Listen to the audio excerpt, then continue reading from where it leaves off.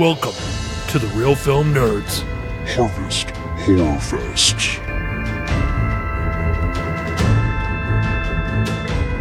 Hello and welcome everyone to a special episode of the Real Film Nerds. I am Mysterious Mike, and I'll be doing this podcast solo due to Matt not having seen this movie. And, I can't force him to keep watching all these horror movies. I think it's like pulling teeth. I don't think he likes watching the horror movies as much as I do. So with that, I have this special Harvest Horror Fest review of Trick or Treat. So this I'm going to get right into it here. So the movie is Trick or Treat. It was released in 2007. It was directed by Michael Daughtry, written by Michael Daughtry, and it stars Anna Paquin, Brian Cox, Dylan Baker, and it's 5 interwoven stories that occur on Halloween. An everyday high school principal has a secret life as a serial killer. A college virgin might have just met the guy for her. A group of teenagers pull a mean prank. A woman who loathes the night has to contend with her holiday-obsessed husband, and a mean old man meets his match with a demonic, supernatural trick-or-treater. Okay, so this movie, I can see why it has such a cult classic following. I had never seen this movie, surprisingly. 2018, and I haven't seen a movie from 2007. But I wanted to see this movie because I'm going to attend this event in Orlando, Florida, Halloween Horror Nights, and there happens to be a house that's themed after this movie, Trick or Treat. So I thought, no time like now to watch the movie.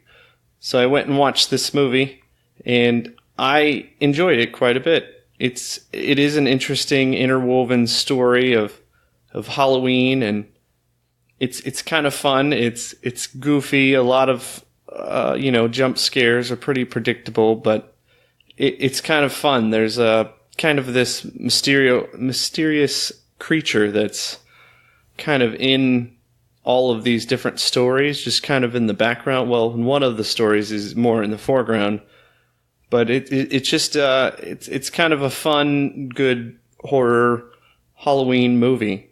So this was a lot of fun to see, and I can't wait to go see what the house at Universal's Halloween Horror Nights will be like. So I could see why you'd want to do this. This movie covers all kinds of different stories and different things, different events happen in the movie. And it's still only a runtime of an hour and 22 minutes, so everything's pretty quick.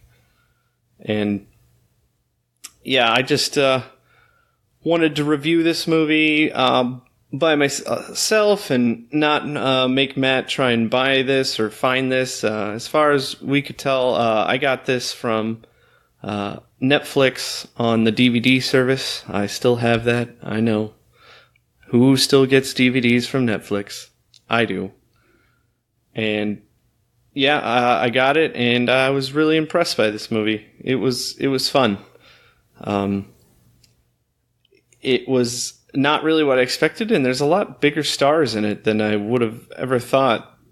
And it looks like the director is a good friend of Bryan Singer, and that's why some of these characters are kind of X-Men characters from the X-Men movies, because Bryan Singer has directed the X-Men movies, and he was in some of the extra bonus behind the scenes kind of on the DVD.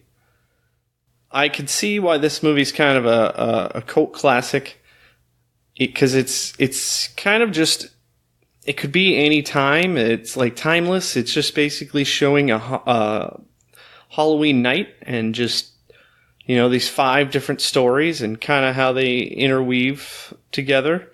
And so you could have that, at any time. It never identifies a date or anything, although, there's a little bit of cars in it, not too much. So I don't think you would notice any of that stuff. And this movie was, it was a lot of fun. I know everybody's waiting for this, so how does this movie intertwine with the Marvel Cinematic Universe?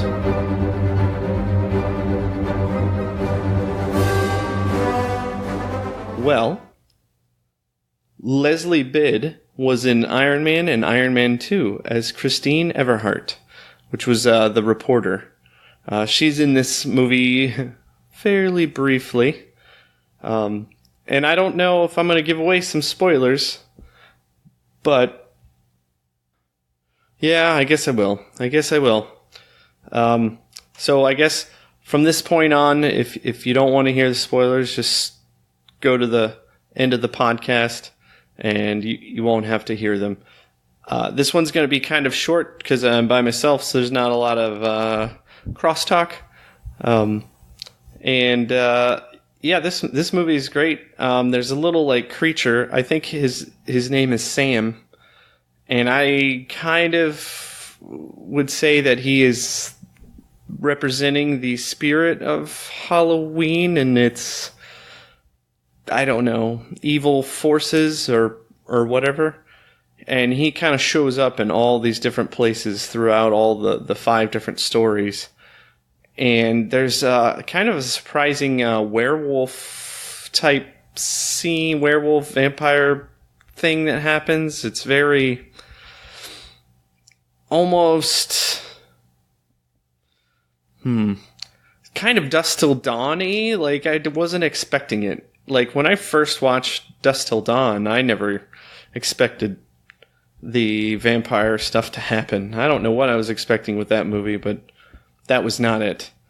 And with this movie, I was just kind of expecting a horror movie, and it's definitely a horror movie, but it has all these different aspects, so that was kind of neat.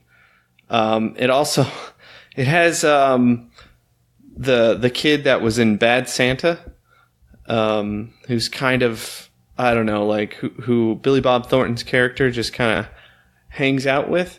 And it was kind of weird to see him in this movie because I've only seen him in the Bad Santa movies, Bad Santa 1 and Bad Santa 2. And then in this movie, and he kind of has this thing that happens to him that causes him to get sick, and it's kind of a weird scene. But I think this movie's pretty neat. There's all kinds of stuff. They even have candy that has like a candy bar that has a razor blade in it and stuff. How you're always told to check your candy and stuff. So it's definitely a fun movie. I think if you like horror movies like I do, the genre, the stuff, this is a movie that you should see or have seen. And So as far as what I'd give this for reels, I'm gonna give this a 3 out of 5 reels. This is a pretty good movie. It's kind of fun. It's got that creepy kind of character Sam around, and then it's kind of got different things like vampires and werewolves and kids in costumes, and a story of some kids that didn't survive in this crash thing, and some supernatural things. It's got a lot of little things here and there. So it's a really fun Christmas movie, or not Christmas, Halloween movie. Oh man, why did I say Christmas? I think it was because I was thinking of Krampus, and that's kind of a Christmas horror movie, and I don't know why I was thinking about that, but sorry about that. And I think that's about it. Thanks everybody for joining in on this short and sweet trick or treat Harvest Horror Fest review, and look forward to doing some more with Matt, my co-host, and thanks everybody for listening. Thank you for listening to The Real Film Nerds. Now, don't forget to follow us on Facebook, Twitter, and Instagram at Real Film Nerds. Now, go out and catch a movie.